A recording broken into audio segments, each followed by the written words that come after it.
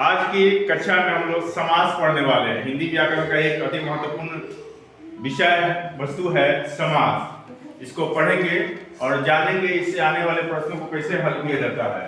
तो आज का क्लास जो है बहुत ही शानदार होने वाला है। आइए देखिए समास। तो सबसे पहले समास क्या होता है। समास का अर्थ होता है, देखिए समास का अर्थ होता है, इसको लिखते चलेंगे। समास का अर्थ होता है संक्षेप। समास का अर्थ होता है संक्षेप। लिखेंगे समास का अर्थ होता है संक्षेप। समास का अर्थ होता है संक्षेप। अब समास की परिभाषा हम लोग जानने का प्रयास कर रहे हैं। समास आखिर कहते किसको है। लिखिए समास का अर्थ होता है संक्षेप। उसके बाद लिखेंगे समास लिख करके डैश देंगे और लिखेंगे समास की परिभाषा। तो इसमें लिखना है दो पदों का अपने विभक्ति चिन्ह छोड़कर, दो पदों का लिखेंगे ऐसे, दो पदों का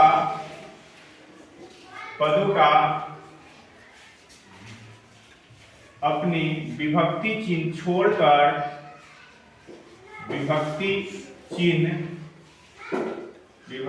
चिन्ह छोड़कर, दो पदों का अपनी विभक्ति चिन्ह छोड़कर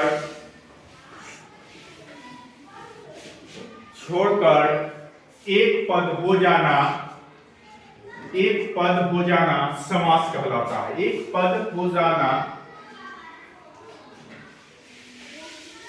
समास कहलाता है।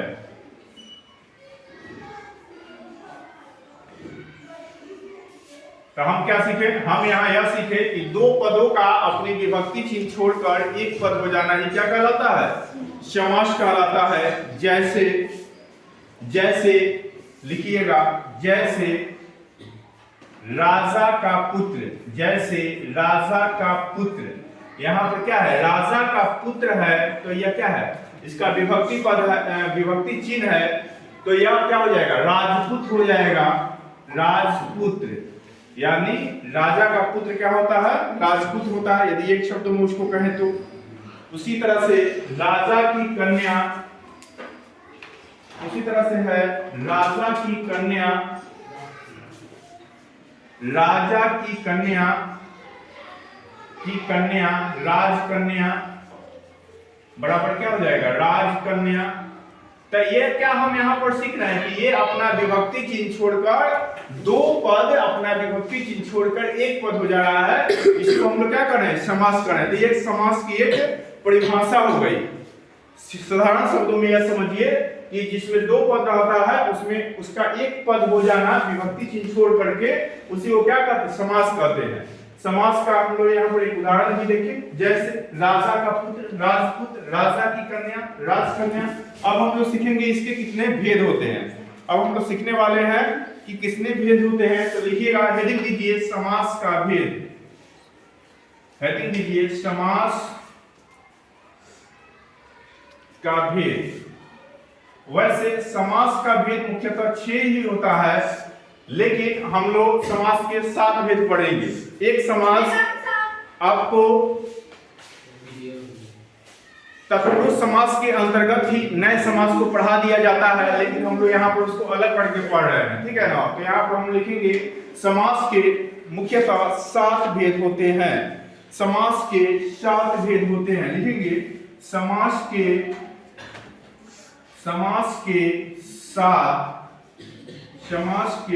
7 भेद होते हैं। अब ध्यान दीजिए समास के 7 भेद कौन कौन होते हैं। समास के 7 भेद कौन कौन होते हैं। पहला लिखिएगा अव्ययी भाव समास। पहला लिखिएगा अव्ययी भाव समास, अव्ययी भाव समास। दूसरा लिखिएगा तत्पुरुष समास, तत्पुरुष समास, तत्पुरुष समास। उसके बाद द्वंद्व समास। तीसरा हो जाएगा द्वंद्व समास, द्वंद्व समास। उसके बाद होगा बहुब्रीहि समास। वहां दिख रहा है बाबू, देखिए तो वहां से दिख रहा है नीचे, ये दिख रहा है। हाँ तो लिखिए बहुब्रीहि समास, बहुब्रीहि समास। हम लोग क्या सीखे? समास के मुख्यतः कितने में 4 भेद होते हैं। सबसे नंबर 1 में अव्ययीभाव समास, उसके बाद तत्पुरुष समास, द्वंद्व समास, बहुब्रीहि समास, कर्मधारय समास। यहां आ जाइए 5 नंबर में कर्मधारय समास, कर्मधारय समास, कर्मधारय समास। उसके बाद देखिए द्विगु समास, द्विगु समास, द्विगु समास के बाद सबसे लास्ट जो है उसको हम लोग लिखेंगे नय समास, नय समास। ना यह है, यह में हलंत है, नय समास लिख लिए। तो ये जो नए समास है इसको हम लोग यहाँ पर तत्पुरुष समास के अंतर्गत ही पढ़ लेते हैं, लेकिन यहाँ पर हम लोग इसको अलग करके पढ़ रहे हैं। तो ये आप लोग लिख लिए होंगे। समास के भेद मुख्यतः 7 होते हैं: अव्ययीभाव समास, तत्पुरुष समास, द्वंद्व समास, बहुब्रीहि समास, द्विगु समास और नए समास।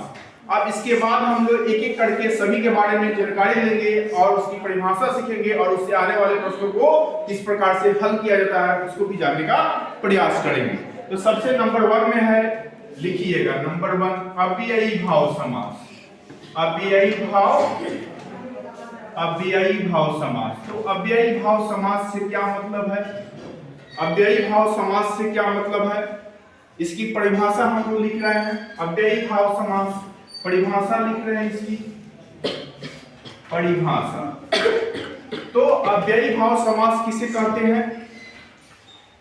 जिस सामासिक शब्द का पहला पद प्रधान हो, जिस सामासिक शब्द का, लिखेंगे यहां लिख रहे हैं, देख करके लिखेंगे, जिस सामासिक शब्द का, जिस सामासिक शब्द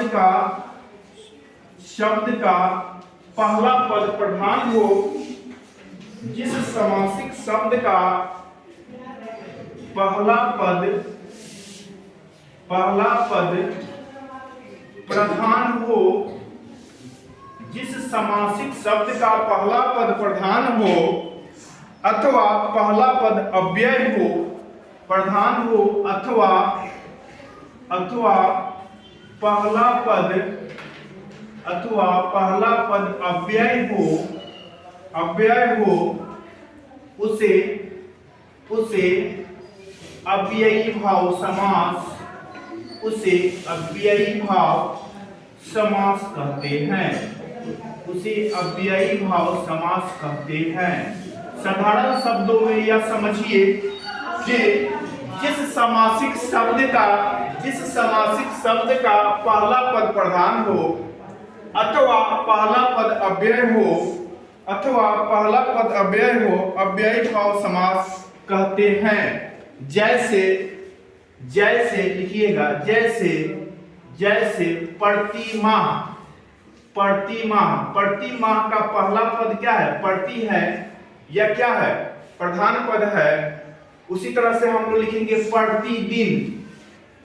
प्रतिदिन, इसका भी पहला पद क्या है? प्रति है। प्रति का मतलब क्या? प्रत्येक दिन। उसी तरह से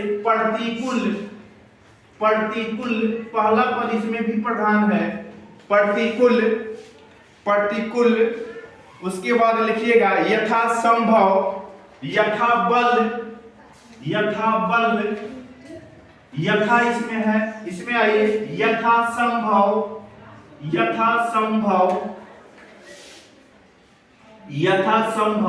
तो इसमें हम देख रहे हैं इसका क्या है? पहला